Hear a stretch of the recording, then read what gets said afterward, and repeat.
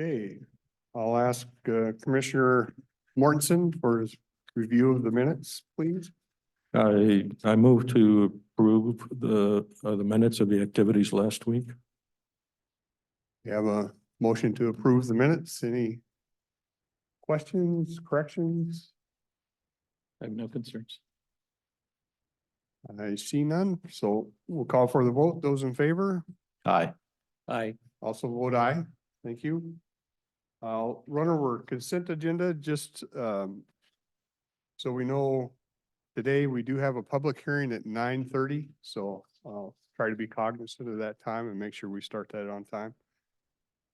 We'll head through the consent agenda. The first one is an agreements, contracts, bid awards. This is with Region 4 Educational Service Center Master and Mystics. We have a software, it's called PeopleSoft. We use it for different things as what tends to be not uncommon with software type issues. It has thresholds, cost thresholds when you surpass users, or you surpass in my previous world, when you surpass a certain amount in assets and stuff. And the county has surpassed a threshold. So what you're seeing here is an increase in costs for the next 3 years because we've graduated to a different threshold. So that's what that is. We had a letter from Federal FERC, Federal Energy Regulatory Commission. They're looking at the people out on the dam. They're looking at adding a rock filter and a drain berm. So the Regulatory Commission has listed some additional information they want for them before they do that. We received a letter from the city of Longview telling us they were putting a person on the Solid Waste Advisory Committee. That's not how that committee works. That committee is appointments to that particular committee. A lot of our committees is made by the VOCC. So you'll see the next one is a letter back to the city of Longview saying we didn't accept that appointment, and they're welcome to give us another recommendation. You've seen a few of these because of Thurston County regarding a resolution granting leave of absence and temporary appointment to our 19th district rep. You see that from the different counties. Items E and F are related. These are letters of support for the Port of Longview. They're doing some cleanup out there, and they've asked us for some letters of report of support, and that's what these two are. And then the last one is a letter to Keenan Harvey appointing him to the Homeless Housing Task Force, representing the city of Kelso. It's a 2-year term, expires March 31st of 2026. And then we had vouchers in this last week that totaled $3,672,859.77. So questions, comments on the consent agenda?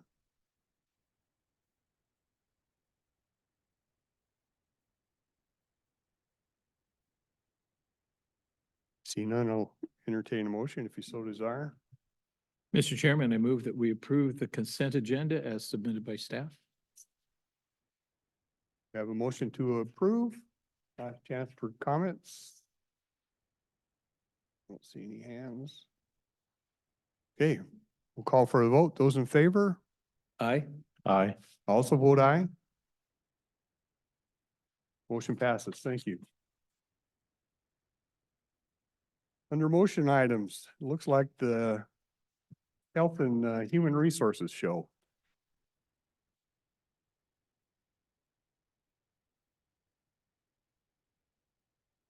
Hey, good morning. Gina James, Health and Human Services. We do have 4 items on the agenda this morning.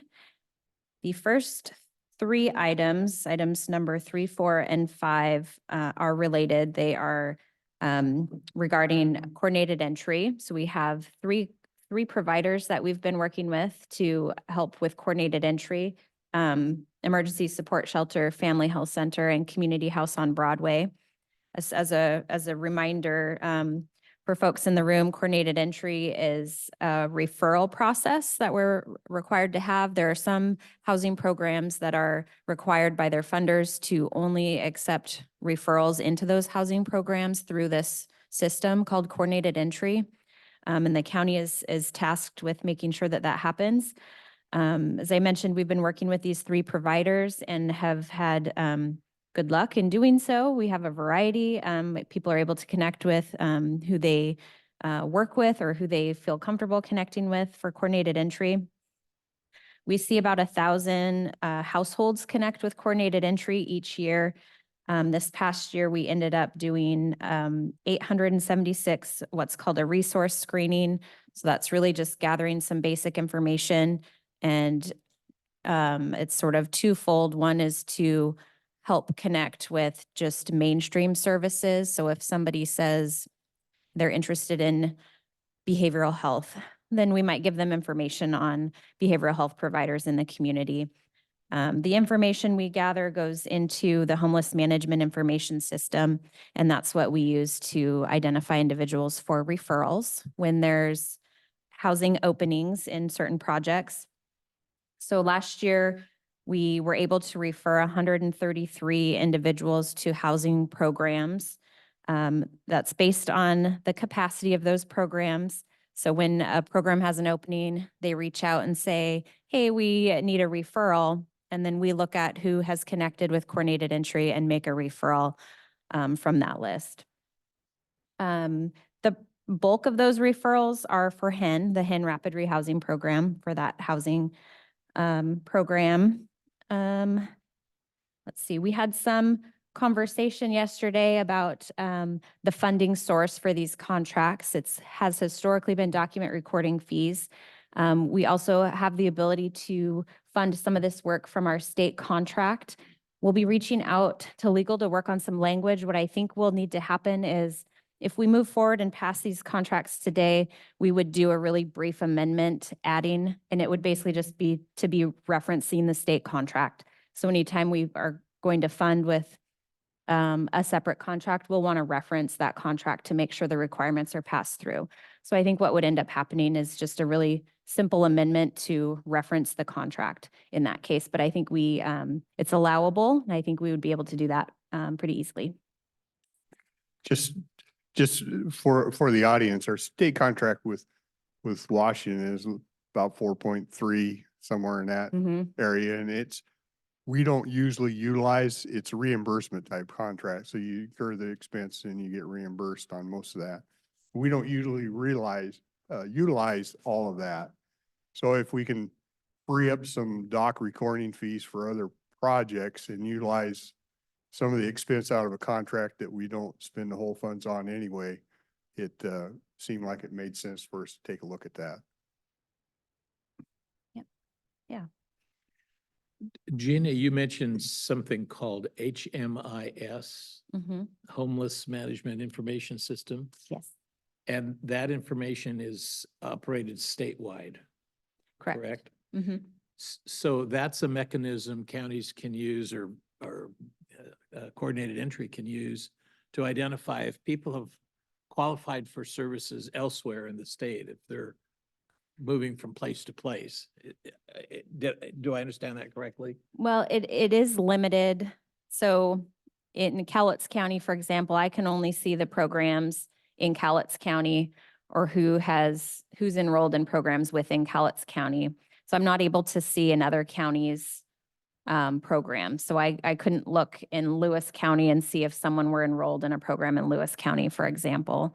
So it is kind of separated out by counties in that sense.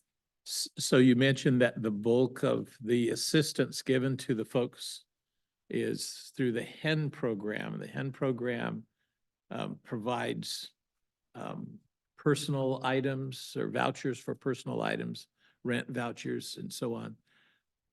But you don't know if they've also qualified in another county, so that. Well, so that one is a little bit Okay. unique because it is a state assistance program. So part of the eligibility and verification that we do before we make a referral is we are reviewing that person's eligibility in the benefits verification system, which is the statewide assistance system. So we will look at that, and they are sort of assigned by county in that system as well. So we would only be able to do a referral if they were in Cowlitz County or assigned in Cowlitz County. And not if they were in another county, we would direct them towards the other county. Thank you. Appreciate that. Yeah. The three different agencies that we have the coordinated entry contracts with right now are the community house on Broadway, the emergency support shelter, and then the third one is the family health center. And you mentioned that we'd only identified 133 new referrals last year. That's how many program openings there were that needed referrals. Okay. Yep. I also mentioned yesterday that each year we have a count in time where we identify how many people are, quote, labeled as homeless. And that number is typically 2 to 3 times the number of new referrals. What I'm getting at is the suggestion is we might be missing somebody who's homeless out there. And I'm wondering if there's yet one more agency that might have access to additional people that might be coming in homeless. The one provider that isn't on the list, well, there are a number of smaller operations, but the other major agency is the Salvation Army. Do they have the capacity to also offer coordinated entry? Have they inquired about that at all? So what's happening right now is there is, I believe it's Family Health Center who has one of their coordinated entry staff will go down to Hope Village and connect with individuals down there to see if they are connected with coordinated entry, if they need to check in or update their information, things like that. So that's the partnership we have going on right now to make sure that those individuals are sort of in the list for a potential housing referral. And at a different location, Salvation Army is offering meals still, I believe so. and they have a housing facility as well, a converted motel, I think. So I'm just wondering if their other office, the other location is another area where they get people that may otherwise qualify. I don't know. If they're not asking for it, I guess that's, we don't need to worry about that. They do serve individuals. They have, I believe it's called the Hope House. They have some units down there by their main building. And certainly if those individuals wanted to connect with coordinated entry, I'm sure their case manager there would help them either go in or call one of the access points. And that program is a transitional housing program, or is that permanent support? Do you know? I believe it's transitional. I'm not 100% sure. All right. Yeah. Thanks. I just had those questions that Yeah. popped up. Yeah. Now, I need to clarify in my own mind. You said 100 and some, whatever that number is. That was the night beds or whatever we had. I mean, you could have 50 people, 50 organizations referring, but we only had this many beds.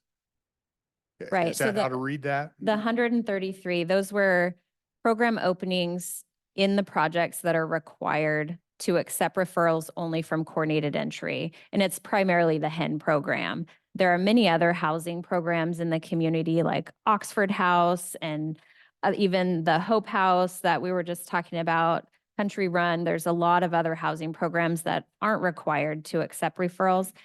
Coordinated entry will certainly let individuals know about those resources that are out there as well, but they don't get captured in the same way. We don't have a way of following that to know like who actually got in, who's enrolled and things like that. So it doesn't capture all of those other programs.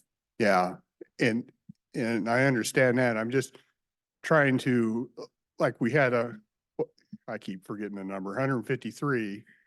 So only 153 applied, or could have 500 applied, but we only had 100 openings for 153? That's correct. Yes. Okay. Yeah. So I don't know, and I get the concern that we might be missing people, but I'm not sure we are.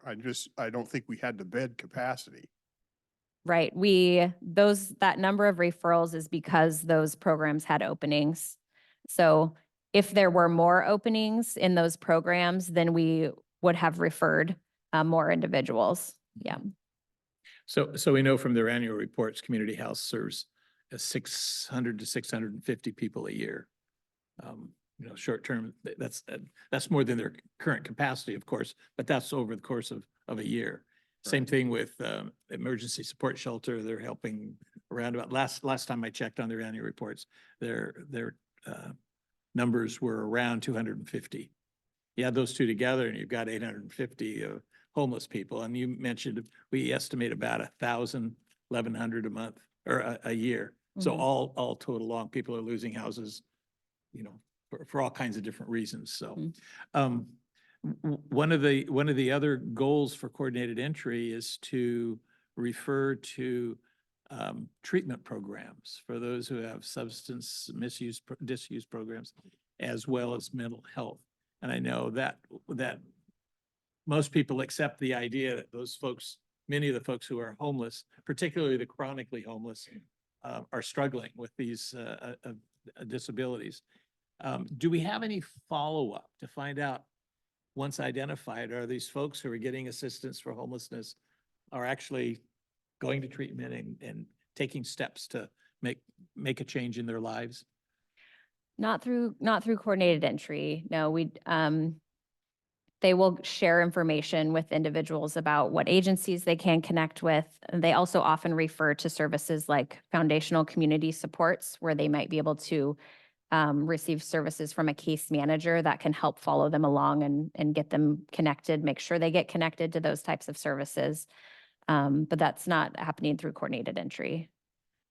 And of course, we have to respect HIPAA laws and people's privacy, but it seems to me reasonable that we ought to be able to ask what the numbers are.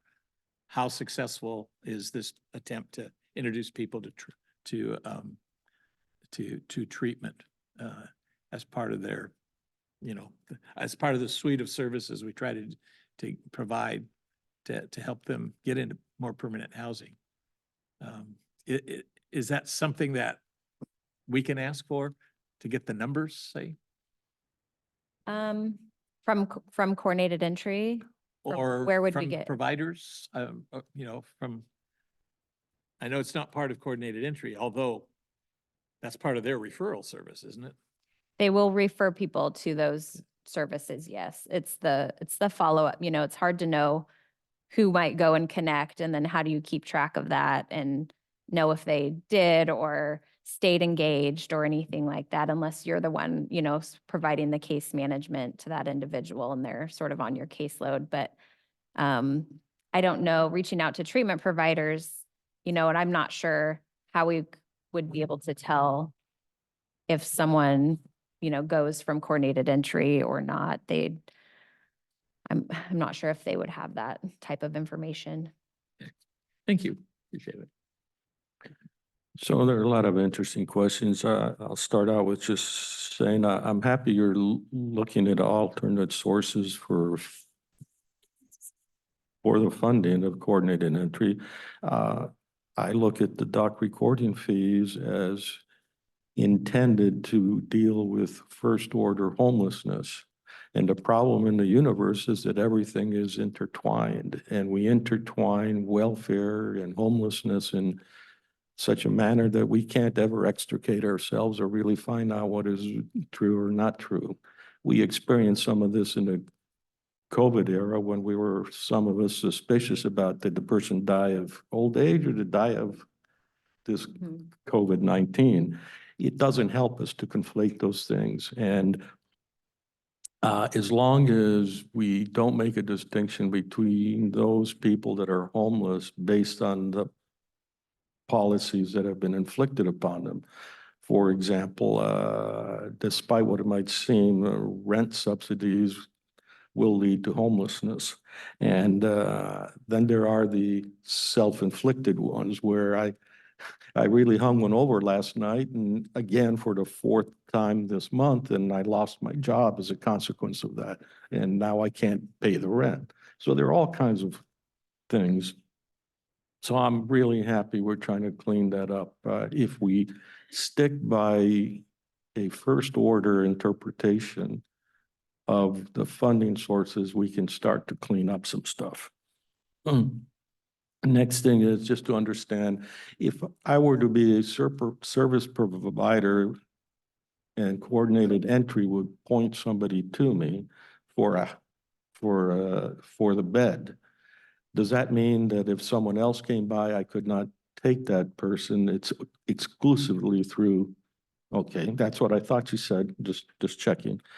All right, and you mentioned that the counties are isolated in that you cannot see what Pierce County is doing, or maybe Lewis County even closer. So can you comment, if you were in charge, would you allow the visibility or not? I think it would be helpful to see history of where someone has connected with. It might help shed light on where they might have connections or natural supports or things like that. I think it would be helpful to see that information kind of across. I think that's just common sense. So do you understand what the rationale for the isolation is? I think it's a confidentiality safeguard from the state's perspective. So I think they're trying to protect information. When someone comes in, before we can enter them in, we have to ask that they sign a release of information, basically, to enter their information in this system. And at this point, that's county by county. That's my assumption. I don't know that for sure without asking. So the if I'm in state. Lewis County and I signed the release, wouldn't you be able to ask for that information? No, Okay. no, they would have to sign another release. Okay, then another one is pretty tough. We sort of explored this in the past, and that verification is an interesting thing. We have a very hard time with verification in lots of circumstances. How do we do it here? So I mentioned the verification system that we use for the HIN clients. Is that what you're asking about? Not so much it's the old data, garbage in, garbage out kind of thing. Oh. If I go to you and I say, I'm Larry Crosby, do you ask me to prove to you that I'm Larry Crosby? So I just wear a red hat and suspenders and I'm good? I would say, yes, you're Larry Crosby. No. So it is based on what individuals tell us. So if we're sitting doing the paperwork, they will share with us the information.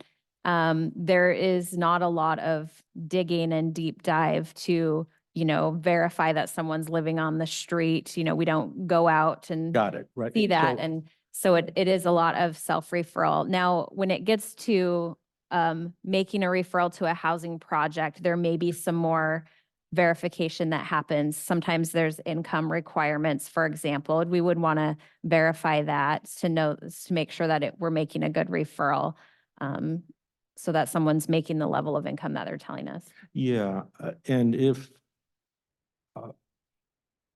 there are 3 agencies that we're contemplating doing the contract on, and I like competition, so I don't mind that.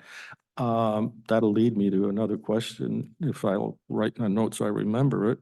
But I'm more interested in what stops me, or have you seen someone go to agency A, get a referral to someplace, go to agency B, get another referral, and agency C and get another referral? I So, would think that's not uncommon, but I'm asking. right. So if someone connects with multiple access points, they would get the same information about mainstream services. When I say mainstream services, I'm just talking about any service that anyone could walk in to try to access. And when it comes to the specific housing referrals that we make, the data that gets entered from all three of the access points comes to one location. And that's HHS looks at that to identify someone for a referral. And so we're looking at all of that data together, not separated by agency. And the agencies themselves aren't identifying the individual for the housing referral separately. It's all coming to us in one system so we can see all the information together. And I did write a note about what I was going to ask. Oh, yeah. So do you have a way to figure out who is doing a good job or not? Initially, we had a single point, a single entity doing coordinated entry. And the board kind of suggested to explore it. And it, from what I hear you say, that turned out to be a useful thing. And now I'm asking, is there a set price for some set action? Is family health center more or less expensive than any of the other two? It fluctuates depending on who's connecting with them. So, it's cost reimbursement. So they'll bill us for time they spend with doing the coordinated entry specific work only. So if 400 people go to one agency and 200 people go to the other, there's going to be a difference there in what they bill us. What I will say is, Could you run through that again? That example, I didn't follow what the metric was. I was just explaining that if it's cost reimbursement contracts, and so they're only able to bill us for the coordinated entry specific work that they do. Do they do that by time? Right. So they've got a chess clock that they tap and start. They'll keep track of what they're doing for coordinated entry, and they might do other work in other program areas with the agency as well. So they're only able to bill us for that time doing coordinated entry specific work. That's in the contract.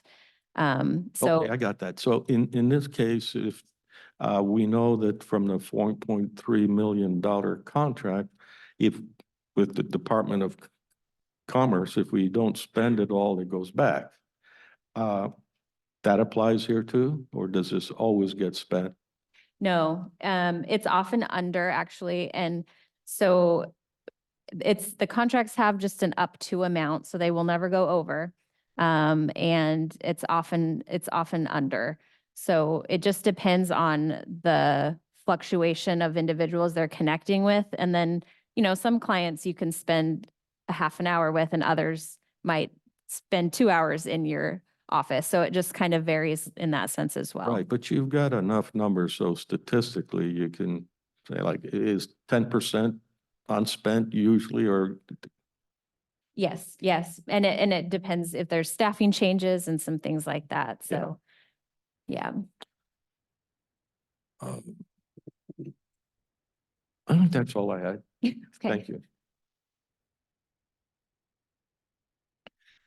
So the amounts in your recommendations are pretty much a mirror of the last several years, the annual not to exceeds. Yes. And So we're not talking about more money going Right. towards coordinated entry, just the same. correct. And again, I was originally assuming that coordinated entry only talked to 133 people, but Oh. that's not true. That's No. just the new referrals, people on the system.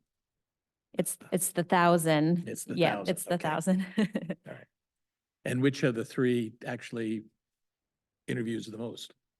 This last year, Family Health Center did the most resource screenings, followed by CHOB. So, and they usually are pretty close with each other. Sure. Mhm. Okay, thank you.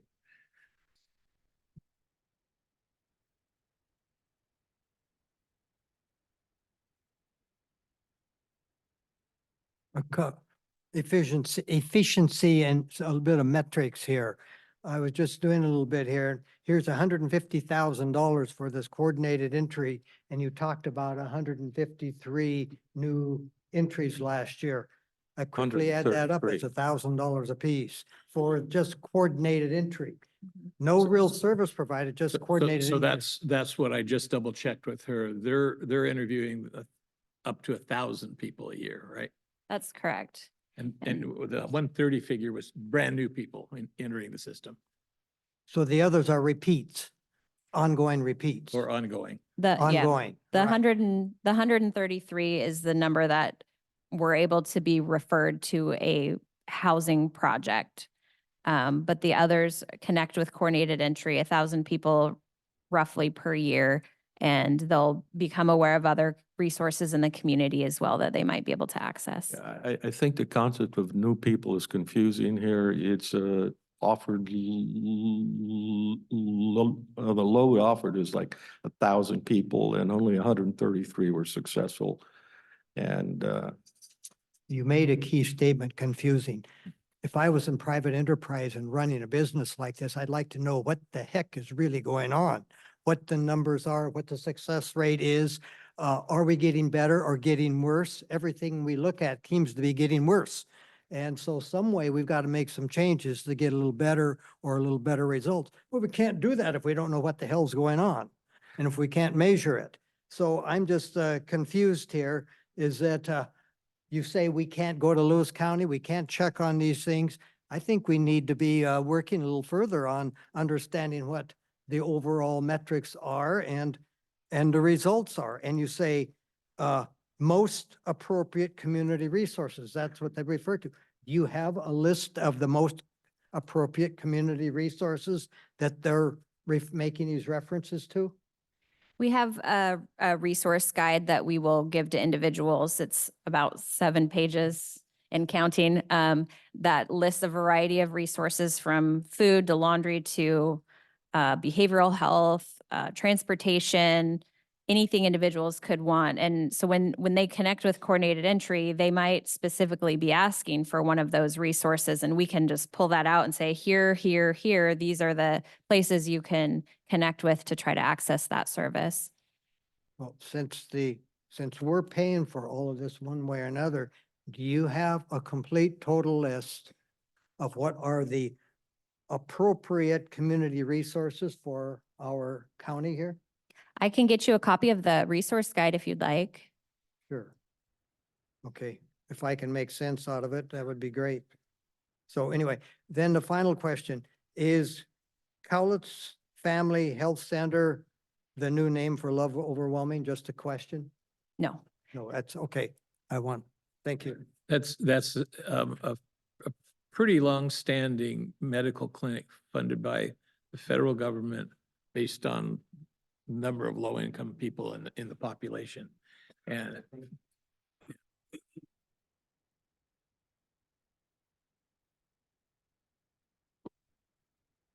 Good morning. If the old guy with a red hat and suspenders wanted to become a community or a coordinated entry, whatever you call them, what are the requirements, professional requirements for that position? So to be an access point, like these To other be agencies. the individual that has all these people come to them and then you do the process. Sure. So we ended up working with these 3 agencies because they responded to a request for proposals, where they submitted a proposal to us through an open competitive process, and these 3 agencies were selected. We could do another process. We could do another RFP to see if there are also other agencies. But that's the process to sort of get to be able to be one of the coordinated entry access. but in each of those agencies, is there someone with specific training for interviewing and Yes. and analyzing? I think, is that what you were asking, Larry? That's exactly what I'm asking. Thank you. Sorry about that. Yeah, So good answer to the wrong question. there is specific training. that we do with with new staff at the agencies, and there's also state required training as well. So it's a combination of required trainings that all new staff who want to do coordinated entry work or will be assigned coordinated entry work have to go through before they sit down and start meeting with individuals. How is that related to a professional requirement?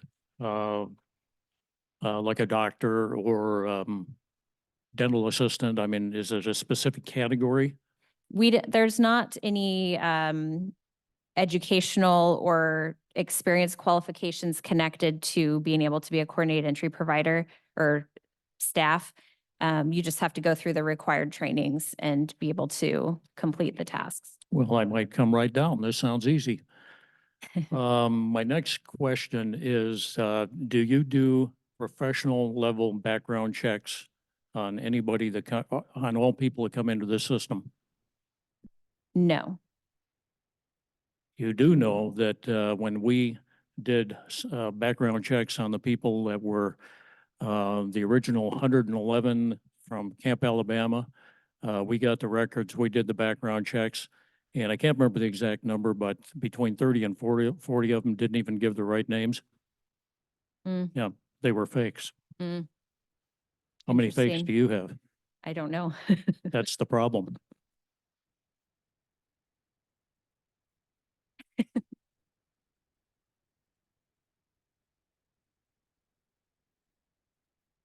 Mr. Chairman, I know we have a public hearing scheduled for 9:30. Can we, do we need to go forward with that?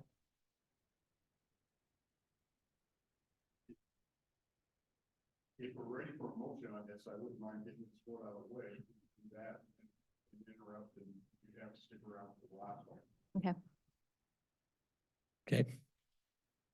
Did you want to? Okay.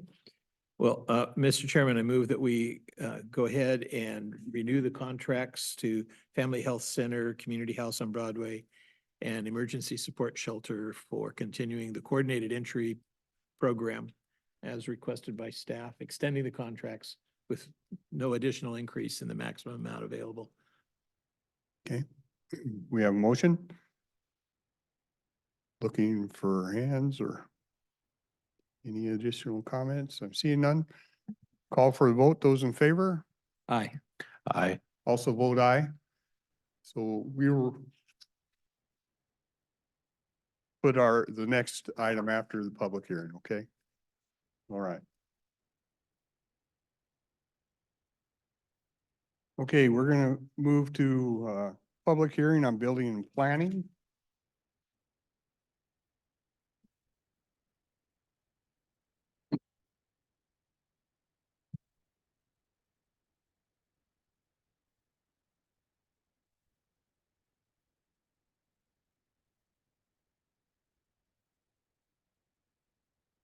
For you. Get into this. I thought I'll offer some comments on this and certainly then let my colleagues take some time for comments if they want. Wanted to point out a couple things on this. This is really not a function of our building and planning department. It's tough because they're in the middle and they can't take the brunt for it, but it's really a function of a Washington State Commission or committee that makes all these decisions and it gets passed down to the counties without a lot of input from them. So they're the ones that sit in the hot seat, but it's really it's not a function that they're driving. They're responding to and trying to do the best they can with it. This is a plan. I think it happens every 4 years. Am I right? 3 years that will add costs and regulations to building homes in this county. There's no doubt about it. We've talked to enough builders. We know that it's going to add costs and regulations. It's a process that in my mind it's not consumer driven, it's agenda driven. It's a commission that when I looked it up, I'm trying to recall, I think there's a senator that sits on it and I think there's a representative sit on it. And I think the rest of them are appointed by the governor. any governor in any state, if you has political priorities, has things she wants to accomplish. When they put people on committees or commissions or whatever you want to call them, I think it's pretty reasonable to assume that they're going to appoint people that try to fulfill their objectives. So I think a lot of what comes out of that is agenda driven by, all you have to do is listen to our governor, climate change, carbon, whatever you want. It's agenda driven. It's not consumer driven and it causes some real angst with me. The other part you hear a lot about is you're going to see regulations. We're going to be asked to adopt regulations that are going to add costs to not only building, but septic systems and everything else. And then you hear them talk almost incessantly about affordable housing. You can't hardly turn a newspaper or listen to anything from the legislature and they aren't screaming about affordable housing.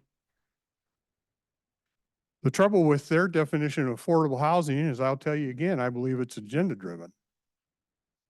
They're in the House capital budget right now, there's 518 million set aside for communities for affordable housing. The indication that it's agenda driven is right there. If it's consumer driven, it doesn't require any money from the state to be. If we have people lined up, consumer wanted a product, you can bet a builder's going to build it.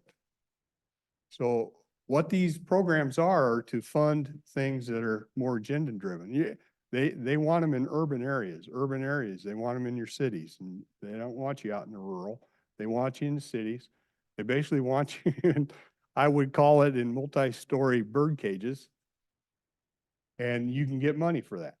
Well, if the majority of people wanted to live in multi-story bird cages, builders would already be building them. So the affordable housing stuff coming out of Olympia is just agenda-driven nonsense. It has nothing to do with making things better for consumer. If you wanted to really do something about affordable housing, I can tell you how to do that. And I can tell you how to do it very easily. You get rid of the regulation that drives up costs. We are very fortunate in our county. I've dealt with Mike and I've dealt with Wayne. These are highly intelligent people and know I guarantee you, they could sit down and write a building code that would build you an affordable,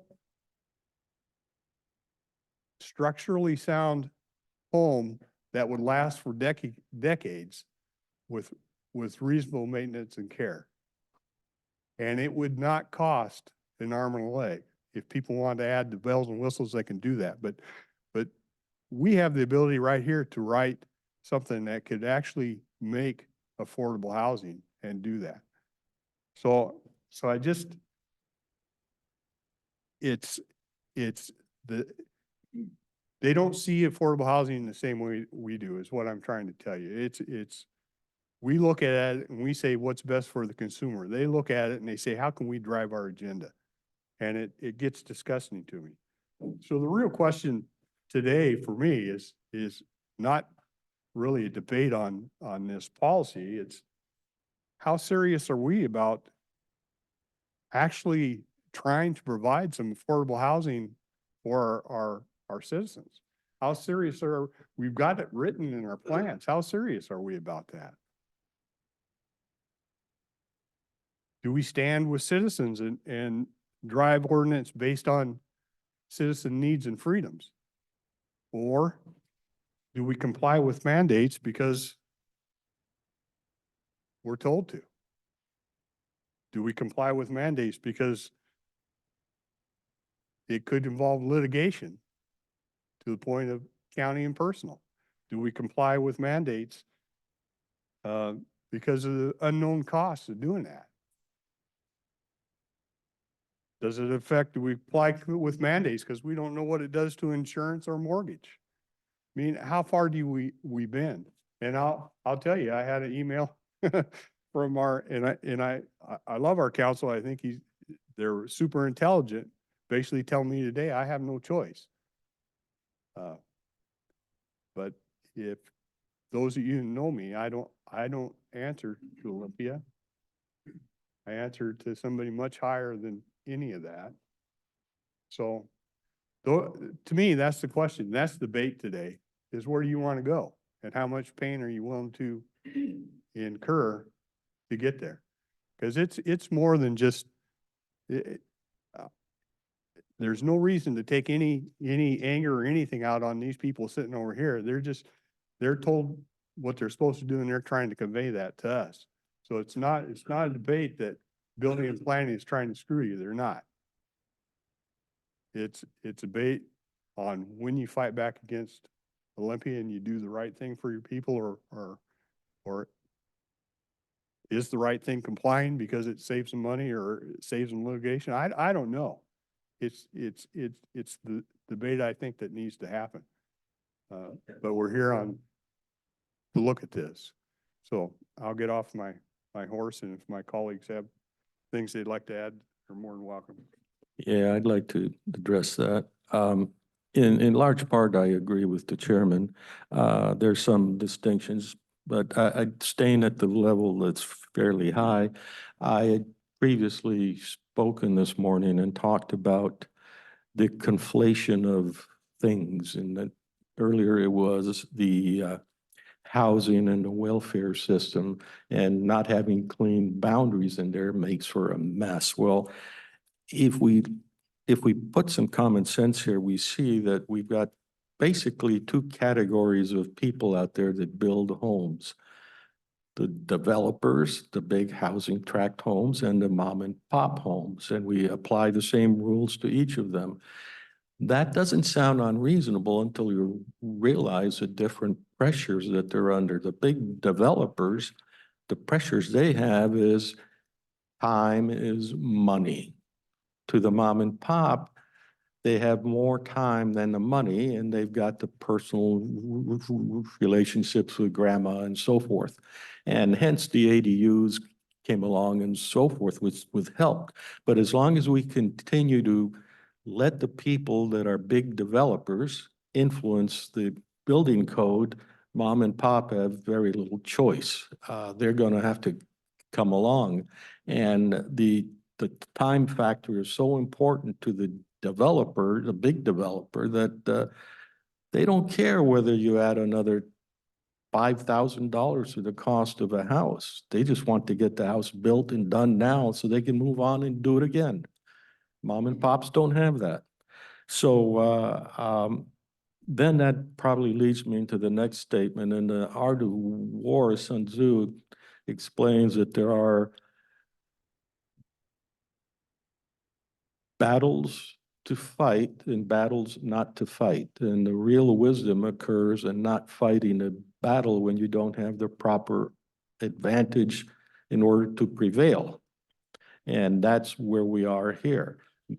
A lot of you weren't here early on, but when I first came on board, I had the same thing where I had no choice. And I penned that's some of the nomenclature, which included signing with my nose pinched because it smelled so bad. And I think that's kind of the position that we're in now. I will say that for me, today is not the day to fight the battle with Olympia. We simply do not have the strength. We do not have the ability to survive the counterpunch. The counterpunch will be that something that everything that these folks have worked for is thrown out, and they will have to they'll have to evaluate things strictly by what the state code is, no flexibility. If we really want to change these things, it's going to involve the entire public, actually. I've mentioned before, we can go and stand at the Monticello Quad, 100 of us or 300 of us even, and that'll seem like a sizable demonstration. but it won't change anything. By the time we get sick and tired of this enough and 3,000 of us show up there, now we're going to start to move the needle. We need to build up to that point. Anyhow, yesterday this was discussed in detail, and I think probably you want to hear it. It was well done. It was brief, and I certainly appreciated things being succinct.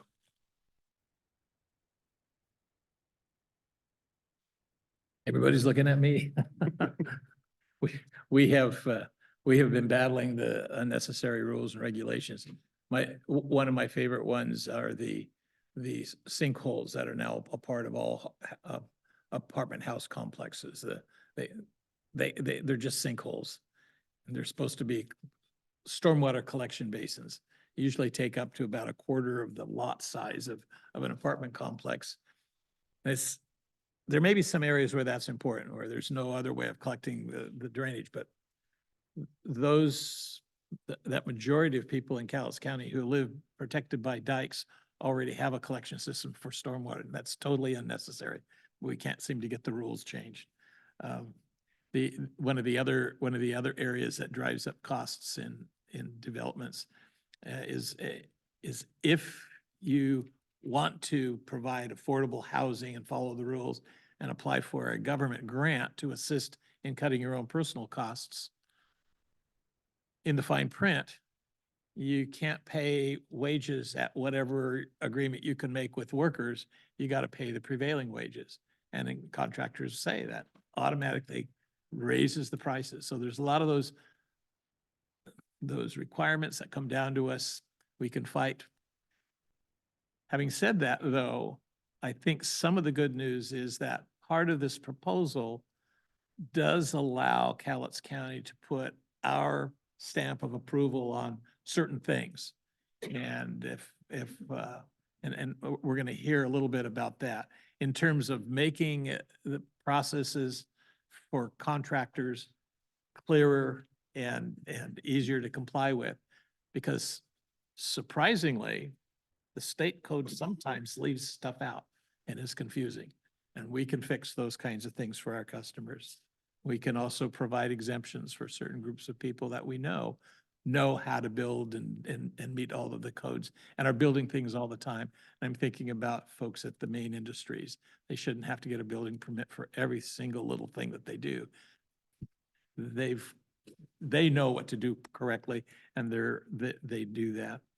A few years ago, we actually were one of the leading counties in adopting a flexible system for providing fire protection in that area between the urbanizing neighborhoods and forests, as a strategy to try to slow down or prevent wildfires. And the state would have you believe you have to sprinkle everything. And we came up with alternatives. If you put in extra space and do different types of landscaping, there are other strategies that you can choose to do to avoid that very expensive additional cost of sprinkling. That only came about because counties were able, we do have a little bit of flexibility. I know they want to talk about that. I'm anxious for the presentation to share with those things where we can actually make a difference and help contractors do the building that needs to be done while having to suffer through the rules that come down to us from the state. Well, good morning, commissioners. There's really not a whole lot else I can add to that. That was a pretty good setup. Yes, this is Title 16 of the Cowlitz County Code, the periodic update of the building codes as adopted by the state of Washington. It does occur and supposed to occur in cycles of 3 years. However, for the past several years, that's not been the case. So here we are today, facing March 15th with the adoption of the 2021 code in the year 2024.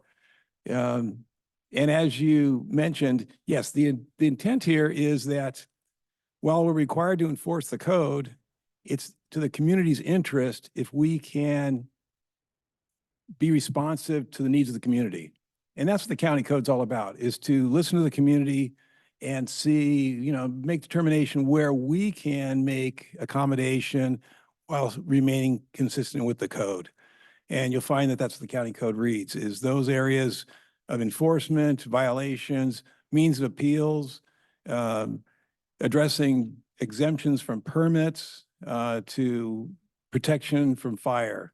What is reasonable given the level of resources, infrastructure available in our community without adding unnecessary burden to the builder or the developer?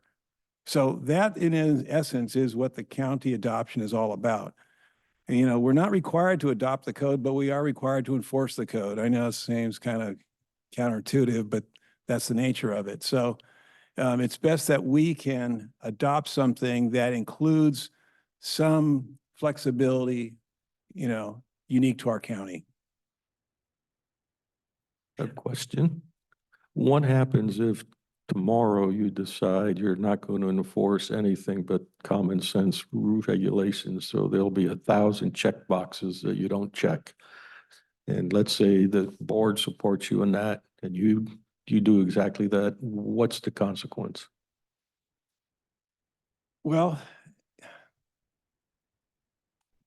I'm certain that legal could probably advise you better than I. That's There the would right be- answer. There would be time, we would come to a point where a decision must be made. Do I either comply with the code or violate the code?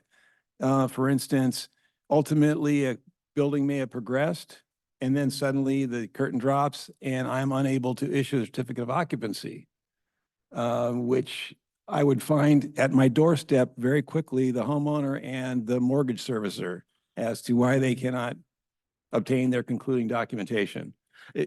I didn't follow that. My scenario was that in fact you do issue the occupancy permit because you've made sure that it was common sense all the way through, not bureaucratic, but just if you build it like this, you'll be safe or safe enough. So it is a question that only our counsel, our attorneys can answer. And unless somebody else here knows the answer. Yeah, never mind. I could go on, but Okay, we'll open up public comment.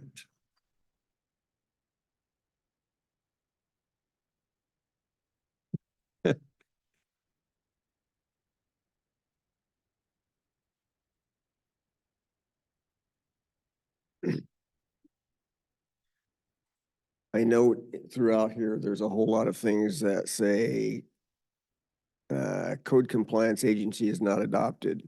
There's a lot of sections that are not adopted. Means of appeals is not adopted. Violations is not adopted. Some of them I can't see. I see the reference to where that goes somewhere, but it doesn't tell me the rest of the code that I could look at that's not adopted. Well, there was a very large stack of books I could have brought. I'm sure there is. But fundamentally, what those address are the administrative provisions of the code. And legal counsel has crafted ways that we are going to address enforcement violations and means of appeals locally, rather than that which is prescribed at the state level. So for instance, you may have a board of appeals. Okay, well, we've chosen to use a hearing examiner, a hearing process, rather than assembling a board of appeals. That's an example. So here we are endeavoring to craft a code that's useful for this community. So where you see those things there, this is not adopt, that's not, most of those are administrative processes. Now, there are some that are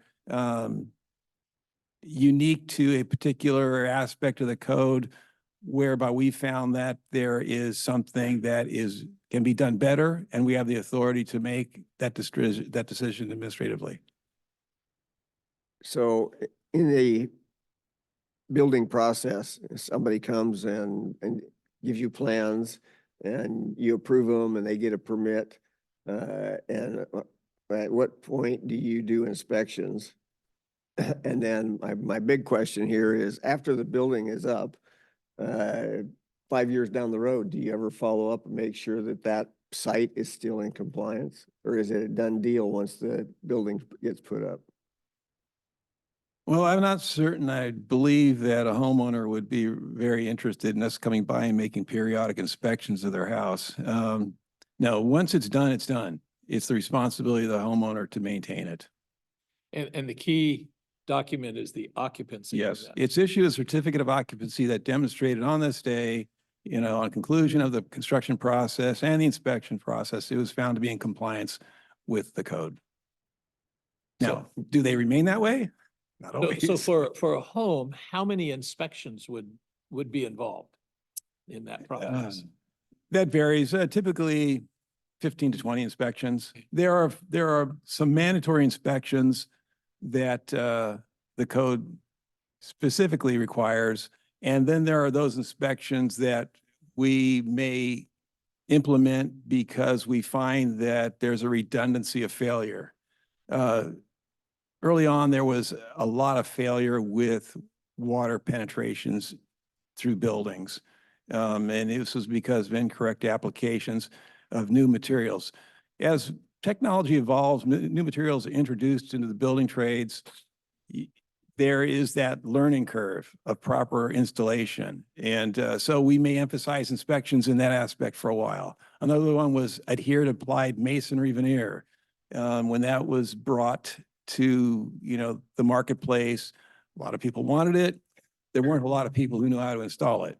And so we saw repetitive failures. So we emphasized inspections of that for a while, until we find that, people are catching up to speed and we no longer need to inspect that. Our intent's not to burden people with inspections that are going to obstruct the construction process. It's just simply to demonstrate that it complies with the code, because ultimately this is going to be a product that's there. Its expected life is 75 years or so. It may be traded, from one party to another. There's a certain understanding or reliance that when you go to look at a house or buy a house or enter a building, that you are confident to a reasonable degree that it's useful. So are these codes just for single family dwellings, or are they multiple family or multiple houses on the same property or whatever? Pardon me? Can you, Are they for multifamily dwellings? the code? Do these codes cover? They cover everything from what you find out at the riverfront, all the industrial, all the way down to sheds that don't qualify for exemption from permit, accessory dwelling units, single family dwellings, multifamily dwellings, stores, gas stations, Okay, the mills, everything. All right. Yeah. thank you.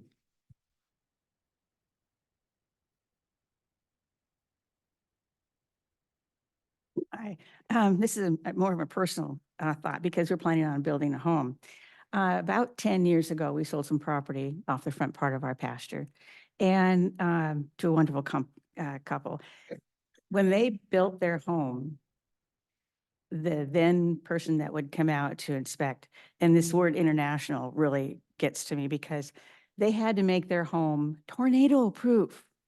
The cost of doing so was exorbitant, with metal ties down on, no windows on one side, the whole gambit. Considering if we'd like to move and build a home, I don't want to have to make it international in that aspect where it would be okay, like in Florida or someplace where there's a tornado. I want it appropriate for the Northwest. We don't have tornadoes except for maybe, well, I don't think we have huge ones if we had little ones, but it's just not appropriate to have the house built to that extent here.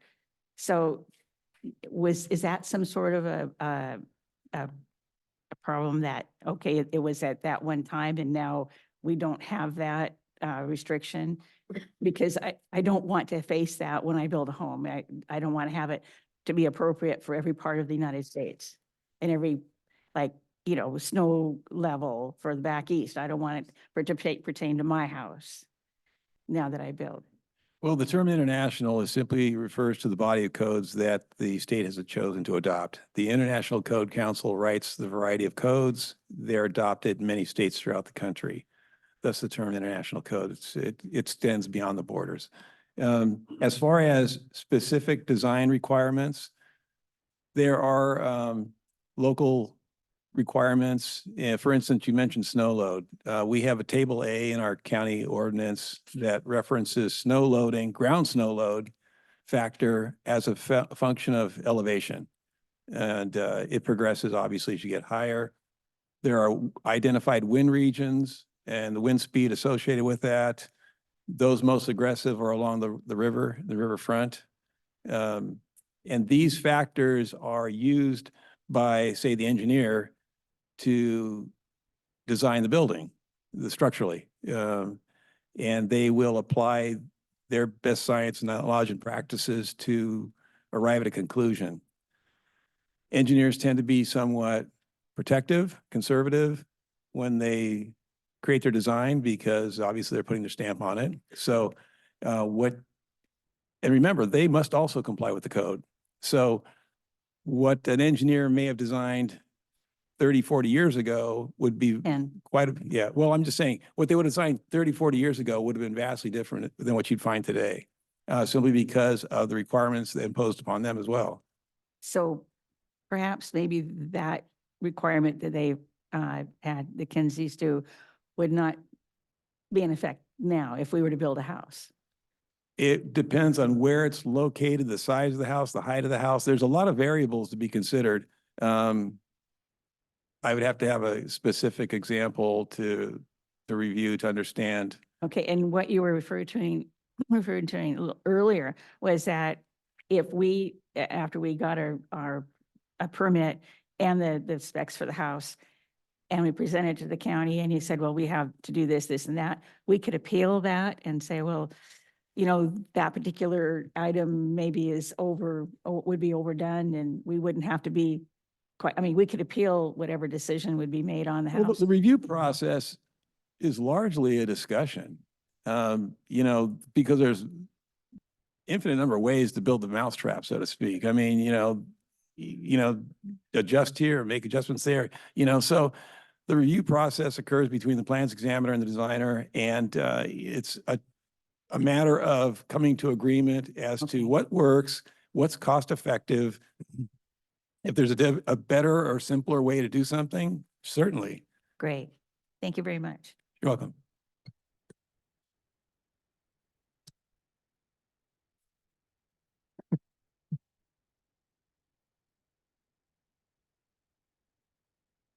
My opening would be that if we could do anything simple, it would say postpone the implementation moratorium for a year or 2 years or 5 years, because everything we're building today should be good for the next 5 years without imposing a bunch more regulations. You might know of some specifics that might be an exception to that. The unfortunate thing is that it isn't just homeowners and the builders, as you've said. The designer of the building, whatever it is, or structure, has to put all of this down. I look at my house tonight, you have 5 pages of sketches and you have one full big sheet of all the notes and everything else that has to go with it, et cetera. And I almost need an attorney to interpret all of them. So anyway, the key point is that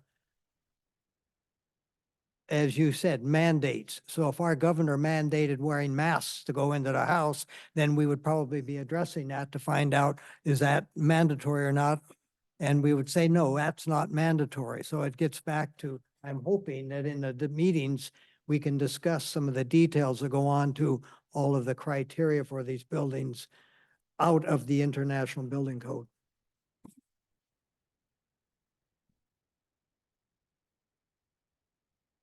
I want to thank you for some of the clarifications you made right at the beginning, Commissioner Dahl. This is stuff that's kind of handed down by the state. I'm here on my own personal capacity. I'm the chair of the Building and Planning Advisory Committee as well. But I'm here on my personal capacity right now at the moment. I've worked through a lot of the policy that they're adopting today. I want to make some clarifications on it. And I want Mike to just kind of confirm. This doesn't address the upcoming energy code at all, right, for the 15th? Yes, it does. Oh, it does? This is, The energy code is part of the body of codes adopted by the state of Washington and enabled as of the 15th of this month. so this does take that into account. Okay. Um, It's been something of a moving target, but yeah. at the current second edition printed is still stands. Okay. I have not heard anything other than that at this point.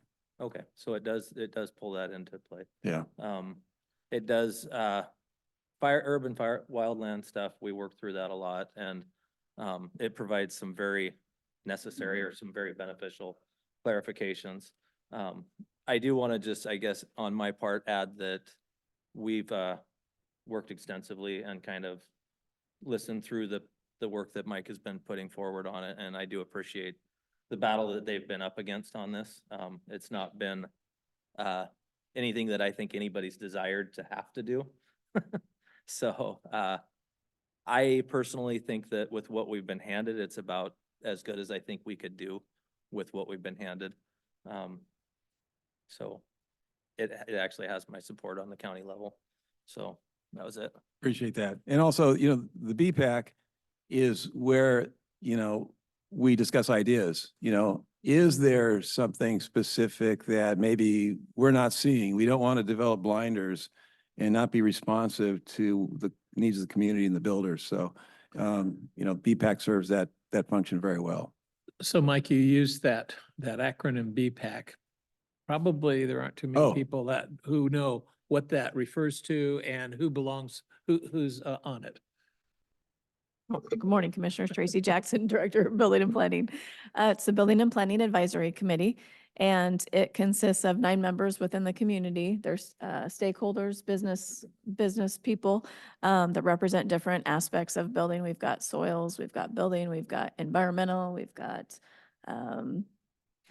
Citizen at large, isn't there? we've got, thank you. And then we've got the citizens at large. We also have non-voting members that are from Public Works, Environmental Health, and then myself. We're non-voting members on the committee, and we meet monthly, and it's something that is open to the public, and we welcome citizen involvement. We truly do just roundhouse ideas, new ordinances, anything that's coming down our way, things that we can talk about, just everything in the industry that we know is going to either hit us, we're going to have to deal with, or is on our plate to move forward. We do bring that forward and we roundhouse it, workshop it several times. So we welcome any public involvement on that. It's the 3rd Thursday of the month at 2:00 across the hall in the general meeting room. And it's on our website too, the agenda of what we'll be talking about. So I welcome anything. Yeah. Wasn't there one position still open that was at large? On that? Or- No, it was filled. It was a realtor position and we did just about 6 months ago fill it. Okay, Yes. good. I have a question about page 12 where I see a table with on the side, it says credit/reduction. Are we going to be on a credit system from now on with, The wildland urban phase? You're speaking of table. yes, B15. it has to do with methods. It's a table B 105.1 in brackets. You like 3. lots of numbers, so. This table was created to provide a ways and means of satisfying the requirement for fire flow. The fire code requires that you provide fire flow by an approved means. So we have gone to this place to create unapproved means. So if you can provide an assembly of credits from this table, then you've satisfied that requirement of the fire code. For instance, a typical single-family house, less than 3,600 square feet, would require an equivalency from the fire code of 1,000 gallons per minute of fire flow. So you go to this table and you see if you can find an equivalency of 1,000 gallons per minute, which is usually pretty easy to achieve given that the nature of a lot of our development is in rural areas with lots of space around them. So you're taking advantage of the resource that you have that costs you nothing, which is the space around your house. So you're taking into consideration if somebody has some flat land for grass instead of a bunch of trees around them. So that there's a means of fire suppression, they're getting some credit. Yeah, the model of the Wildland Urban Phase Code is that, putting it bluntly, your house may burn down, but you're not going to negatively impact the environment around you, your neighbor's house or the wildland. Because we're talking about areas where you may or may not receive response in a timely manner. So if you can construct your house in such a manner that your resistance from a threat coming towards you or vice versa, then you satisfy the requirement of the code. And this is moving forward from this point on. This isn't past history. Yeah, we adopted this Something's back in existing. 2016. Okay, and so there's going to be a site eval on this? That the location and everything qualifies for before the structure is built? Yes, all building permit applications are accompanied by a site plan that describes where the building is located on the site. And it has comments about, distances to property lines, distances to other structures and so forth. And if your compliance path uses factors from this table, those comments will be made on the plans and in the conditions of the permit. It's very complicated, so thanks. I could have possibly read that into being something else, so I'm glad that the staff can. Yeah, we do can offer clarify that. staff consultations for free, and we do these on a regular basis. We have several every week where someone comes in, it costs them nothing, and they get to meet with staff with their concepts, and we walk through the process of their options, choices, and maybe the cleanest path from getting from here to there. I had a question that wasn't addressed. I don't believe in this, but Commissioner Weber brought up to catch basins and topography. And do we have a hydrologist? Because our aquifers get recharged. Do we have a hydrologist on our rolls? Is it a need to occasionally have one, or a study as to where a recharge would be on land? Stormwater is done through our Public Works Department. So everything that is required on stormwater, we send over to Public Works and they review it and then. Yeah, we're in a learning curve, a lifelong learning curve, aren't we? Yeah, I love our staff. They're great people. I'm basically here because this is all House Bill 1589. This is what you've been working on for the last year. This does not apply to the new rules and laws and regs and whatnot that they're trying to force upon you. Is that correct? This is the new laws coming down yeah. Okay, all right. You haven't even gotten hit with this yet then, House Bill 1589, the Green Energy Act, and yeah, it's a mess. And that's pretty much what I think Dahl was discussing earlier. I get in my emails, hey, look at this bill. You should take a look at this and say pro or con. And I'm kind of going to get off a little subject, but it's still on target here. As our planning is saying, this is an ongoing well, it's a freaking cat. It's a ball of string. You start disseminating the original verbiage, and it's one thing, and then you look at different substacks, and it has to do with something else. But unfortunately, it all has to do with our housing and building. And the House Bill 1589 is supposed to be, when you look it up online, it says it supports Washington clean energy economy and transitioning to a clean, affordable, and reliable energy for the future.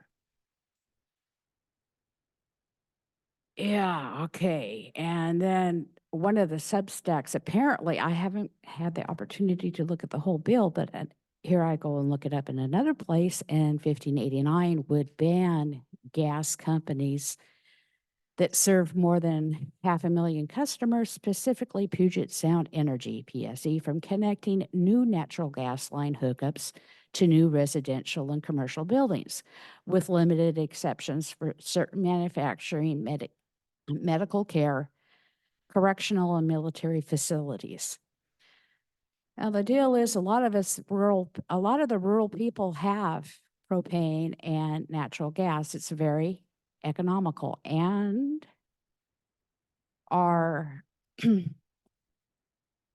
is looking into tapping into natural how methane from long- our gut. It'll be quick. It'll be Let's be quick. quick because I'm not sure, I get it Goes pertains to sideways, housing, but I'm not sure but it it's pertains to supposed- this particular subject. Yeah, it's supposed And to be let's affordable. stay I'd on like ta- to talk, I'm backing you up on sometime you have to. I get you it, have to and make a I'll give you stand. all times to talk, but it might Later. be more public comment than this Okay. public hearing.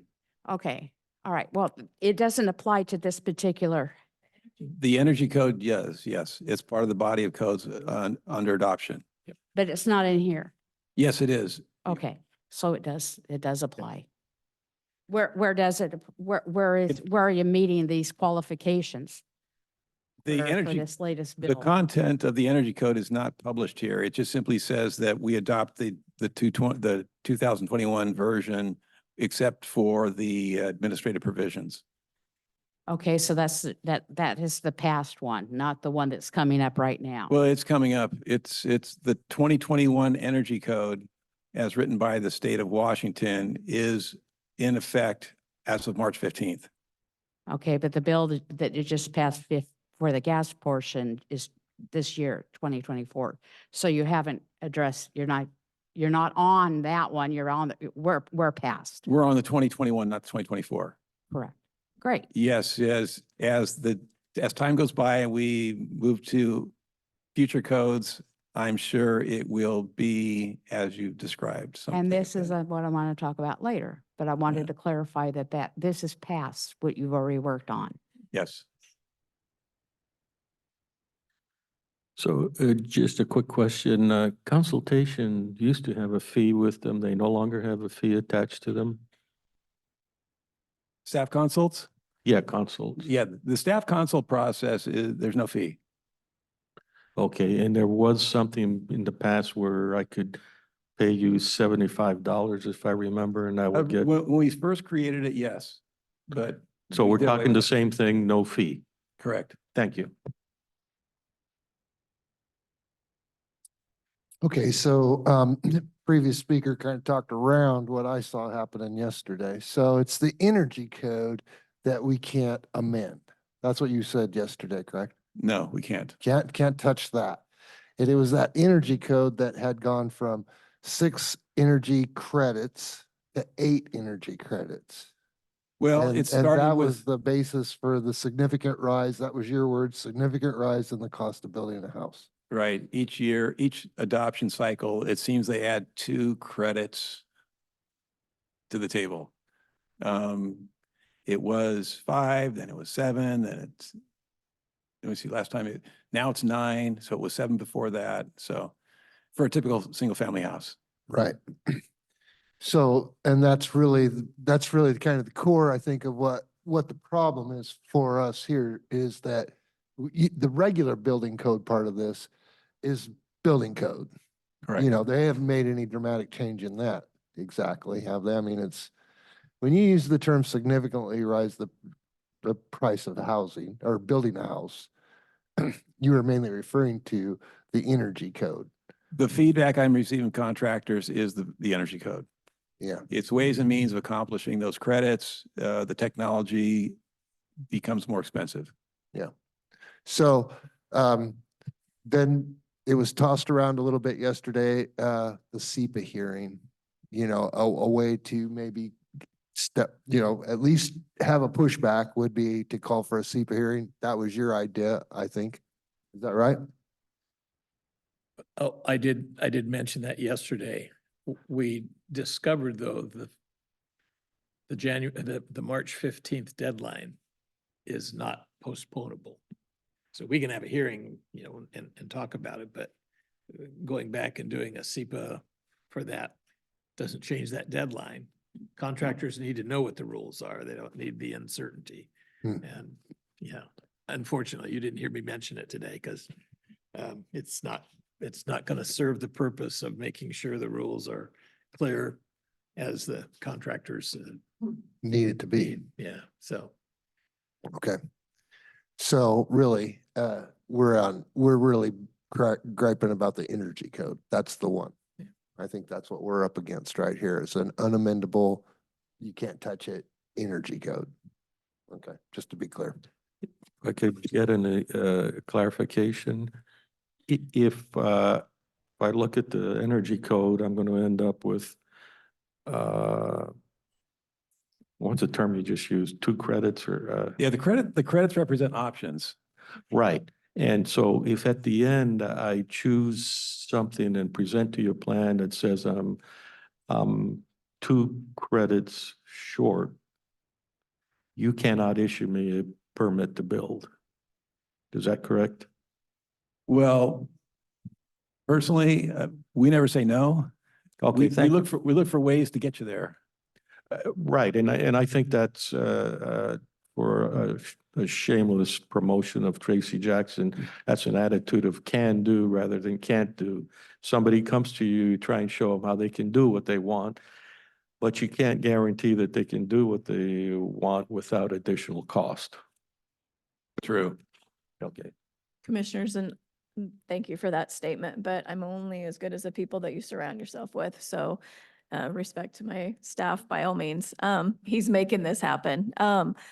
I also want to point out too that we know that the effective date, if the board agrees to this today, that we are going to be very fudgeable as to people have been working on their plans. They've been working towards their permit. They've come in, they've had pre-applications, they've had staff consults. We're going to work with them. It's not a drop dead for us. We know we've been working with, and we are going to be more than accommodating to the current regulations as they stand yesterday. So we know that there's room. We're here to help, not hinder, we hope. So the energy code makes it much more expensive to adopt natural gas appliances, heating, cooking, those kinds of things, right? Is that kind of the major emphasis of the change? The philosophy appears to discourage the use of fossil fuels. But it's not impossible. Not You impossible. really have to have that natural gas range because of your cooking Well, talents. anyone who enjoys cooking will tell you that's the only way to do it. So That's what they would do. So can you suggest what then can get you to that use of natural gas? What else do you have to do? oh, to compensate? like I said, there's lots of tables of options. You know, you may have to change your method of framing. You know, maybe you were going to use a standard framing method and now you're going to move to advanced framing method, which will award you greater credits. Advanced framing is just an assembly of how you assemble the frame of the building with the relationship to the insulation qualities of the building. Transmittance, of hard surfaces to hard surfaces, or if they're buffered with air surfaces. There's a lot of details in the construction process itself in order to use one method over another. So these are just options that you can trade here, use this to gain more over there. All of which add money. Well, yeah.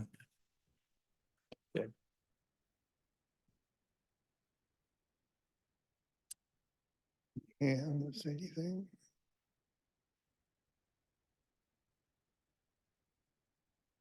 You see no other comments? We'll close the public hearing part of that. Go ahead. So I have an additional question. If I have a 1995 home occupancy permit and all that, and I want to add a granny flat, how much retrofit am I required to do? Am I required to bring the house to current standards, the entire house? No. Thank you. Don't you like simple questions? I like simple answers. I can give you a longer answer if you'd like, but Oh, no, I don't like, thank you.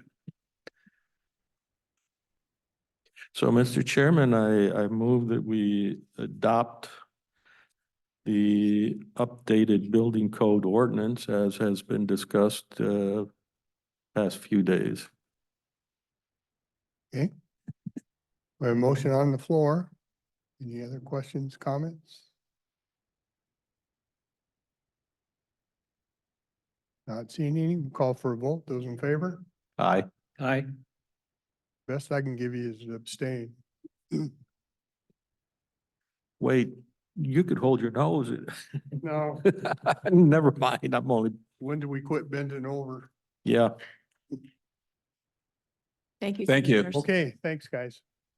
Gina, back to you.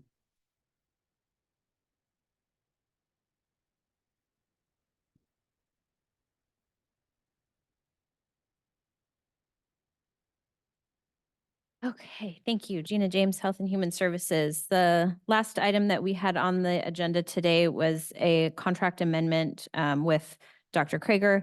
This is a result of the Board of Health last week passing a resolution appointing Dr. Krager as a more, I won't use the word permanent, but not temporary health officer. So we are amending the contract that was approved a month or two ago with Dr. Krager, extending the end date. We did adjust the end date. It is just a correction.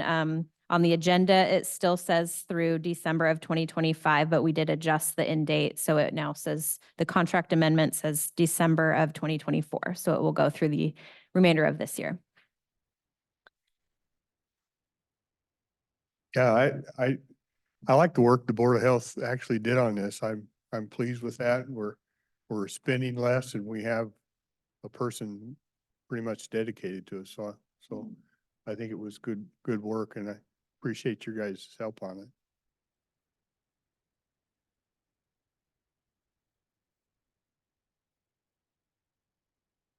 If you're ready, do we have any questions or anything?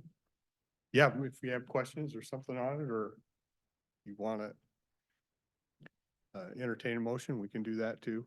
All right. Well, Mr. Chairman, I move that we approve the contract amendment 24-0141 with Prevention MD LLC to provide the health officer services through the end of this year at a cost of $6,666 per month.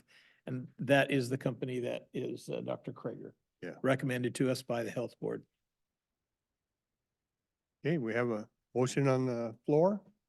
Questions, comments on that?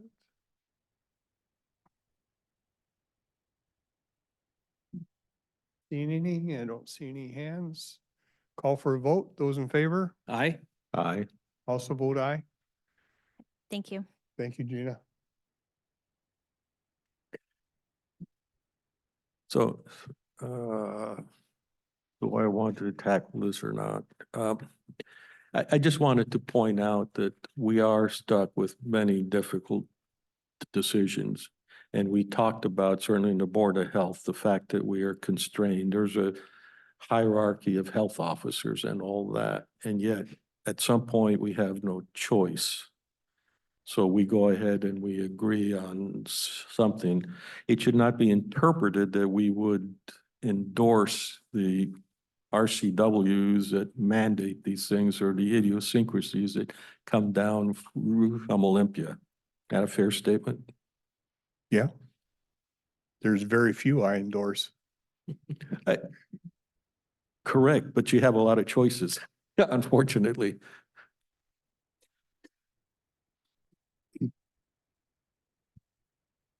One of these years, hopefully we'll get somebody in that governor's office with some backbone and get rid of this nonsense. Well, we're open to public comments. You want to follow all that?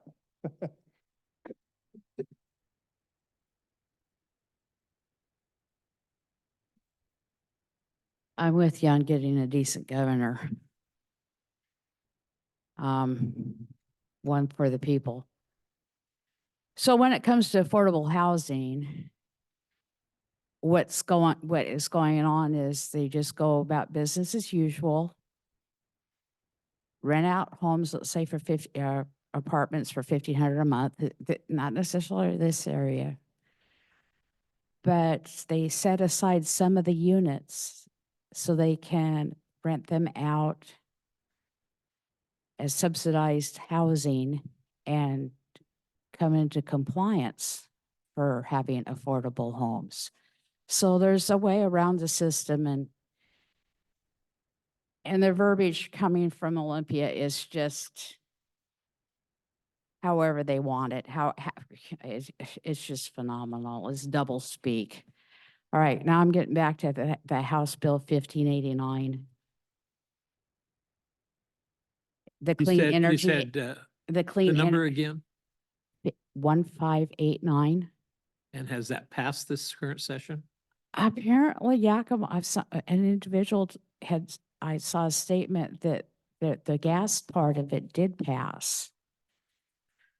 I have yet to confirm it. The rest of this, like I said, it must be a big bill because it has different descriptors in it, so it must have substacks. And the gas part being a substack, this is where they don't want new builds to have natural gas lines unless it's certain residential. Rick, is this something our state association has been looking at? I was just trying to rack my brain. I don't remember talking about it on last Thursday, but it doesn't mean they haven't looked at it. My But question, But this is also what some people say is the crazy time in the legislature, the last week or so. with They a try to cram departing, everything together to get it passed. with a departing knows what- administration, yes. Yeah, trying to make points for themselves, granted. So you do talk to other counties and entities throughout the state, the smaller, Yakima, they said that this is really going to be detrimental to them. It's really going to hurt them, and it doesn't make sense. Most rural areas do have propane tanks or gas lines. When I had a place up in Lewis County, that was very economical. And that helps with your housing when your utilities are economical. And like I said, we have our own PUD that is looking into tapping the methane that's coming and utilizing it, that they have to burn off from the landfill. So that in itself affects us too, because that's going to possibly put the kibosh on that project. It doesn't make sense. It doesn't work for us. And what I'm saying I is, think the Yeah. issue is very real and alive. It's one of those things, we have associations that are trying to make sure that if you're operating a landfill and you're not burning off the methane, that's going to be one of those exceptions. I haven't Okay. heard if that's been adopted yet, but that's certainly, everybody's talking about that. The last session of the legislature, those proposals did have those exceptions in them. And again, I don't know where that is this year. it seems like double speak, doesn't it? Yeah, either you burn the whole thing off or you convert it to other types of energy. And then you should be able to use it. Yeah. Not just have it in a tank somewhere. And then after getting that fiasco to make a comment on pro or con, and I was con, it doesn't make sense. And I'm sitting there like Bill the cat and wondering, where are you going with this? It's double talk. It's not affordable, it's not clean, and it's not renewable to eliminate the gas, because that's what gas is. It's akin to globalists telling us that our gardens give off CO2 and are unhealthy and hurting the environment, when it's a flipping plant that's cleaning the air. It's double talk, confusing, and us people, little guys, can't keep up with the narrative or the social justices or anything else that's expected of us. I told them when it came down to this bill, and it's supposed to be economic and transitioning to a clean and an affordable and reliable energy future, but yet eliminating households using gas. Jeez. I oppose this bill because it's so poorly written, we the people can't keep up with the narrative on a day-to-day basis with the languages and social justice / virtue signaling. Every day, we're bombarded with this. To where these bills are written as a high school creative writing contest with colorful and open-ended meanings. Orson Welles would be so proud of this new world order double speech. Most people will seek out clean and affordable energy to save money, whether it be a business or a home. The market will take care of its own organic nature. Government's job isn't to be looking for multiple ways to meddle in free market with red tape or continue to perpetual cycle of spend, then tax more so you can spend more. And this is where I'm trying to tell you it all. I'm backing you up. I saw you at saw the recording at your last meeting. Yes, please do make a stand. At some time, you have to say, this doesn't make sense. But it shouldn't have to be on you or the rest of the county. Let's do as Commissioner Weber said you are doing, getting together with other counties and saying, no, this doesn't make sense. It stops. And you're doing a great job, so thank you.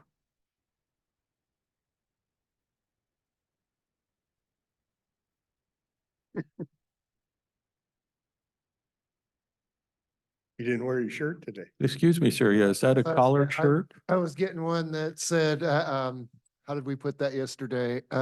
Building codes are tyranny, you know? Now I think I got to change it to energy codes are tyranny. Put the Yeah. word state at the very top. Yeah, exactly. Well, there is some little bit of news that might be going in our favor a little bit, is that it is an election year. And you know, we're only two seats in the House from being a tie. And if we got 3 House seats, we'd have a majority of the House. And I think that our choices of some governor coming along ain't gonna happen. I don't see it. I don't think we'll ever get a governor on our side. But boy, if we could take over the House, we could stop a lot of this stuff. So, that's the only good news I can pull out of this, my friend. I just don't know what to tell you, man. These guys, they're just bending us over and, just completely. And it's horrible. I'm glad you abstained. I wished you'd have said no. I wished you'd have said you. Hang in there, buddy. We're with you. Any other comments? Our meeting tomorrow, we don't have, it's just Public Works, our 2:30 where we usually bring people in. We don't have anybody scheduled for tomorrow. On the 13th, we had Gifford Pinchot. Last week, I'll say this, we had Three Rivers Water Treatment Plant, and you wouldn't think that's exciting, but there was a lot of good information. So I'm sorry you missed it, because I think they do a great job over there, and it was interesting to listen to and enjoy. But anyway, without any further comments, as always, we appreciate your participation, and we will adjourn.